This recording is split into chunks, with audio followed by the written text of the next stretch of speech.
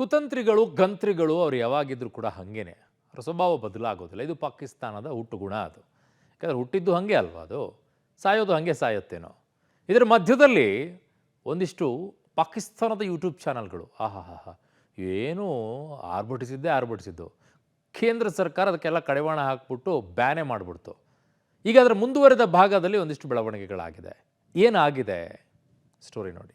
ಪಹಲ್ಗಾಮ್ನಲ್ಲಿ ಭಯೋತ್ಪಾದಕರಿಂದ ನರಮೇಧ, ದಾಳಿ ಬೆನ್ನಲ್ಲೇ ಕಾಶ್ಮೀರ ವಿಧಾನಸಭೆಯ ಅಧಿವೇಶನ, ಮೃತರಿಗೆ ಸಂತಾಪ, ಅಧಿವೇಶನದಲ್ಲಿ ಖಂಡನಾ ನಿರ್ಣಯ. ಜಮ್ಮು ಕಾಶ್ಮೀರದ ಪಹಲ್ಗಾಮ್ನಲ್ಲಿ ಭಯೋತ್ಪಾದಕರಿಂದ ಹಿಂದೂಗಳ ನರಮೇಧವಾಗಿದ್ದು 26ಕ್ಕೂ ಹೆಚ್ಚು ಪ್ರವಾಸಿಗರು ಉಸಿರು ಚೆಲ್ಲಿದ್ದಾರೆ. ಇದರ ಬೆನ್ನಲ್ಲೇ ಕಾಶ್ಮೀರ ವಿಧಾನಸಭಾ ಅಧಿವೇಶನ ನಡೀತಾ ಇದ್ದು, ದಾಳಿಯಲ್ಲಿ ಮೃತಪಟ್ಟ ಪ್ರವಾಸಿಗರಿಗೆ ಅಧಿವೇಶನದಲ್ಲಿ ಸಂತಾಪ ಸೂಚಿಸಲಾಗಿದೆ. ಅದಿಷ್ಟೇ ಅಲ್ಲದೆ ನರರಾಕ್ಷಸರ ಹೇಯ ಕೃತ್ಯವನ್ನ ಖಂಡಿಸುವ ಮೂಲಕ ನಿರ್ಣಯವನ್ನ ಕೈಗೊಳ್ಳಲಾಗಿದೆ. ಪಾಕ್ನ ಎಲ್ಲಾ ಯೂಟ್ಯೂಬ್ ಚಾನೆಲ್ಗಳು ಬ್ಯಾನ್. ಸುಳ್ಳು ಸುದ್ದಿಗಳ ಬೆನ್ನಲ್ಲೇ ಶಾಕ್ ಕೊಟ್ಟ ಕೇಂದ್ರ.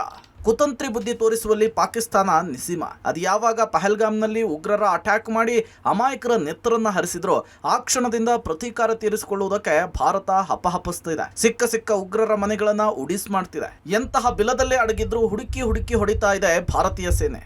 ಈ ಬಗ್ಗೆ ಸುಳ್ಳು ವರದಿಯನ್ನ ಬಿತ್ತರಿಸ್ತಾ ಇದ್ದ ಪಾಕಿಸ್ತಾನದ ಎಲ್ಲಾ ಯೂಟ್ಯೂಬ್ ಚಾನೆಲ್ಗಳನ್ನ ಕೇಂದ್ರ ಸರ್ಕಾರ ಬ್ಯಾನ್ ಮಾಡುವ ಮೂಲಕ ಸಖತ್ತಾಗಿ ಶಾಕ್ ಕೊಟ್ಟಿದೆ. ಸೋಹೇಬ್ ಅಖ್ತರ್ ಸೇರಿ ಎಲ್ಲಾ ಯೂಟ್ಯೂಬ್ ಚಾನೆಲ್ಗಳಿಗೆ ನಿಷೇಧ ಹೇರಲಾಗಿದೆ. ಮತ್ತೊಂದು ಕಡೆ ಬಿಬಿಸಿಗೂ ಪತ್ರ ಬರೆದ ಭಾರತ ವಾಸ್ತವ ವರದಿಗಳನ್ನಷ್ಟೇ ಪ್ರಸಾರ ಮಾಡಬೇಕು ಅಂತೇಳಿ ಖಡಕ್ ಎಚ್ಚರಿಕೆಯನ್ನ ಕೊಟ್ಟಿದೆ. ಪಾಕಿಸ್ತಾನದ ಕುತ್ಸಿತ ಬುದ್ಧಿಗೆ ಪೂರಕವಾಗಿ ಅಲ್ಲಿನ ಮಾಧ್ಯಮಗಳು ಕೂಡ ಭಾರತದ ಬಗ್ಗೆ ಒಂದು ರೀತಿಯಲ್ಲಿ ಕಪೋಲ ಕಲ್ಪಿತ ಸುದ್ದಿಗಳನ್ನು ಹರಡಿಸುವಲ್ಲಿ ಮುಂದಾಗ್ತಾ ಇರುವಂಥದ್ದು. ಅಂತಹ ಸುಮಾರು 20ಕ್ಕೂ ಹೆಚ್ಚು ಯೂಟ್ಯೂಬ್ ಚಾನಲ್ಗಳನ್ನು ಭಾರತ ಸರ್ಕಾರ ಅಧಿಕೃತವಾಗಿ ನಿಷೇಧ ಹೇರಿರುವಂಥದ್ದು. ಅದರಲ್ಲೂ ಮುಖ್ಯವಾಗಿ ಜಿಯೋ ನ್ಯೂಸು, ಡಾನ್ ನ್ಯೂಸು, ಸಮಾ ಟಿವಿ, ಶೋಯಬ್ ಅಖ್ತರ್ ಒಡೆತನದ ಟಿವಿ, ಈ ಥರದ ಪ್ರಮುಖ ಘಟಾನುಘಟಿ ಪಾಕಿಸ್ತಾನ ಮಾಧ್ಯಮಗಳ ಯೂಟ್ಯೂಬ್ ಚಾನಲ್ಗಳನ್ನು ಭಾರತ ಸರ್ಕಾರ ನಿಷೇಧ ಮಾಡಿದೆ.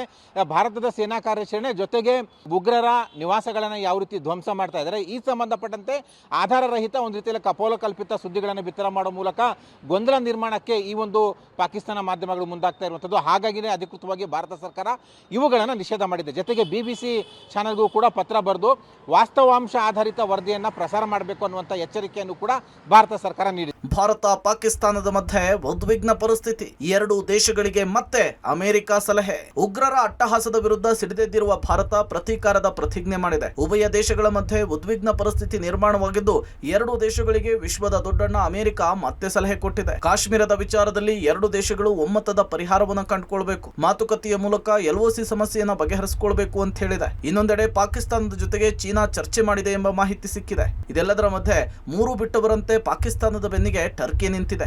ದೇಶ ನಡೆಸಲು ಹಣವಿಲ್ಲದ ಈ ಭಿಕ್ಷುಕ ದೇಶಕ್ಕೆ ಟರ್ಕಿ 6 C-130 ಹರ್ಕ್ಯುಲಸ್ ವಿಮಾನವನ್ನು ರವಾನಿಸಿದೆ. ಟರ್ಕಿಯ ಈ ಮಿಲಿಟರಿ ಸಾರಿಗೆಯ ವಿಮಾನಗಳು ನಿನ್ನೆ ಕರಾಚಿಯಲ್ಲಿ ಲ್ಯಾಂಡ್ ಆಗಿದೆ. ಇತ್ತ ಗಡಿ ಭಾಗದಲ್ಲಿ ಪಾಕಿಸ್ತಾನ 4ನೇ ಬಾರಿಗೆ ಕದನ ವಿರಾಮವನ್ನು ಉಲ್ಲಂಘಿಸಿದೆ. LOCಯಲ್ಲಿ ನಡೀತಾ ಇರುವ ಅಪ್ರಚೋದಿತ ಗುಂಡಿನ ದಾಳಿಗೆ ಭಾರತೀಯ ಸೇನಾ ಪಡೆ ತಕ್ಕ ಪ್ರತ್ಯುತ್ತರವನ್ನೇ ಕೊಡ್ತಿದೆ. ಪಹಲ್ಗಾಮ್ ದಾಳಿಯನ್ನ ಜಗತ್ತಿನ ಹಲವು ರಾಷ್ಟ್ರಗಳು ಖಂಡಿಸಿವೆ.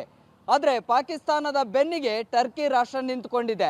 ದೇಶವನ್ನ ನಡೆಸೋಕೆ ಆಗದಂತಹ ಭಿಕ್ಷುಕ ಪಾಕಿಸ್ತಾನ ರಾಷ್ಟ್ರಕ್ಕೆ ಟರ್ಕಿ ರಾಷ್ಟ್ರ ಯುದ್ಧ ವಿಮಾನವನ್ನ ಕಳಿಸಿಕೊಡುವಂತಹ ಪ್ರಯತ್ನ ಮಾಡಿದೆ. ಇತ್ತ ಲೈನ್ ಆಫ್ ಕಂಟ್ರೋಲ್ ನಲ್ಲಿ ಪದೇ ಕದನ ವಿರಾಮ ಉಲ್ಲಂಘನೆ ಮಾಡ್ತಿರುವ ಪಾಕಿಸ್ತಾನಕ್ಕೆ ಭಾರತೀಯ ಸೇನೆ ತಕ್ಕ ತಿರುಗೇಟನ್ನ ನೀಡ್ತಾ ಇದೆ. ಪಾಕ್ ಜೊತೆ ಕ್ರೀಡಾ ಸಂಬಂಧ ಬೇಡ, ಕ್ರೀಡಾಭಿಮಾನಿಗಳಿಂದ ಜೋರಾದ ಕೂಗು. ಇನ್ನು ಪಾಕಿಸ್ತಾನದ ವಿರುದ್ಧ ಹಲವು ಸಂಬಂಧಗಳಿಗೆ ಕಡಿವಾಣ ಹಾಕುವಂತೆ ಆಗ್ರಹಗಳು ಕೇಳಿ ಬರ್ತಿದೆ. ಕ್ರಿಕೆಟ್ ಸೇರಿದಂತೆ ಯಾವ ಕ್ರೀಡಾ ಸಂಬಂಧವನ್ನು ಮುಂದುವರಿಸಬಾರದು ಅಂತ ಹೇಳಿ ಕ್ರೀಡಾಭಿಮಾನಿಗಳು ಒತ್ತಾಯಿಸುತ್ತಿದ್ದಾರೆ. ICC ಟೂರ್ನಿಗಳಲ್ಲಿ ಭಾರತಕ್ಕೆ ಪಾಕ್ ಮುಖಾಮುಖಿ ಆಗಬಾರದು, ವಿಶ್ವಕಪ್, ಚಾಂಪಿಯನ್ಸ್ ಟ್ರೋಫಿ, ಏಷ್ಯಾ ಕಪ್ ನಲ್ಲೂ ಆಡಬಾರದು ಅಂತ ಹೇಳಿ ಪಟ್ಟು ಹಿಡಿದಿದ್ದಾರೆ. ಪಹಲ್ಗಾಮ್ ದಾಳಿಗೆ ಇನ್ಮುಂದೆ ಪಾಕಿಸ್ತಾನದ ವಿರುದ್ಧ ICC ಟ್ರೋಫಿ ಟೂರ್ನಿಗಳಲ್ಲಿ ಕೂಡ ಭಾರತ ಕ್ರಿಕೆಟ್ ಅನ್ನ ಆಡಬಾರದು, ಆ ಸಂಬಂಧವನ್ನ ಕಡಿತಗೊಳಿಸಬೇಕು ಸಂಪೂರ್ಣವಾಗಿ ಅನ್ನುವಂತಹ ಒತ್ತಾಯಗಳು, ಆಗ್ರಹಗಳು ಕೂಡ ಕೇಳಿ ಬರ್ತಾ ಇದೆ. ಕ್ರೀಡಾಭಿಮಾನಿಗಳಿದ್ದಾರೆ, ಅವ್ರನ್ನು ಕೂಡ ಮಾತನಾಡಿಸ್ತಾ ಹೋಗ್ತೀನಿ. ಸರ್, ಏನ್ ಹೇಳ್ತೀರಿ? ಪಾಕಿಸ್ತಾನ ಜೊತೆ ಯಾವುದೇ ಸಂಬಂಧವಾಗ್ಲಿ, ಯಾವುದೇ ಸ್ಪೋರ್ಟ್ಸ್ ಆಗಲಿ, ಕ್ರಿಕೆಟ್ ಅಂತಲ್ಲ,